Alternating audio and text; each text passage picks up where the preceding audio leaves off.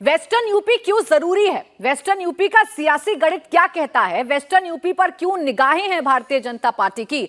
ये मैं अब आपको समझाती हूं। लोकसभा की 80 में से 27 सीटें वेस्ट यूपी में आती हैं। 2019 में वेस्टर्न यूपी में 7 सीटों पर भारतीय जनता पार्टी को हार का सामना करना पड़ा था।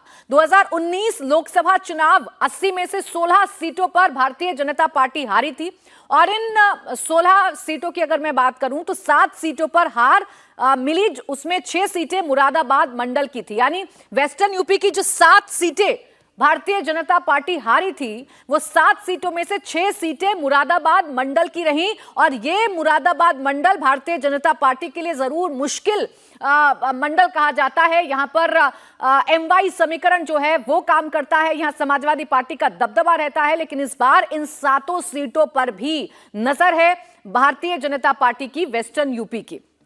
2019 में वेस्टर्न यूपी में भारतीय जनता पार्टी कहां हारी थी? देखिए, 27 सीटों में से 7 सीटें भारतीय जनता पार्टी हार गई थी। Moradabad seat, Nagina seat, Bijnor seat BJP हारी थी। वहीं मुरादाबाद मंडल की 7 में से 6 सीटें थीं जो भारतीय जनता पार्टी जिस पर कमल नहीं खिला पाई थी। सहारनपुर, अमरोहा और संभल में भी बीजेपी की हार हुई थी। इन सीटों पर बीजेपी जीत नहीं पाई थी 2019 में और इस बार बीजेपी की कोशिश यह है कि ये जो 7 सीटें हैं, इन 7 सीटों पर भी कमल खिलाया जाए, इन 7 सीटों पर भी जीत का परचम लहराया जाए।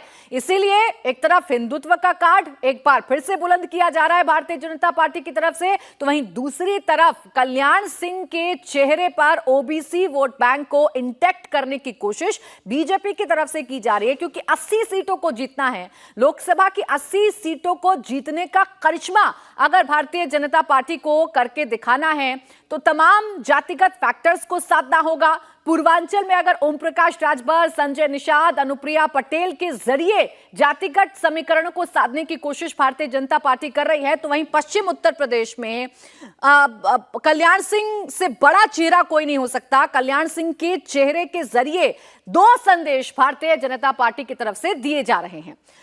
मुख्यमंत्री योगी आदित्यनाथ ने भी आज ट्वीट किया। ट्वीट कर कल्याण सिंह को याद किया है, उन्हें श्रद्धांजलि अर्पित की है। लिखा है, सेवा, सुशासन और सामाजिक न्याय के प्रति श्री राम मंदिर आंदोलन के अग्रदूत, राजस्थान के पूर्व राज्यपाल एवं उत्तर प्रदेश के पूर्व मुख्यमंत्री पद्म विभूषण श्रद्धेय कल्याण सिंह बाबूजी की पुण्यतिथि पर उन्हें विनम्र श्रद्धांजलि। तो ये ट्वीट मुख्यमंत्री योगी आदित्यनाथ की तरफ से किया गया है और मुख्यमंत्री खुद पहुंच रहे हैं अलीगढ़ में हो रहे इस कार्यक्रम के जरिए।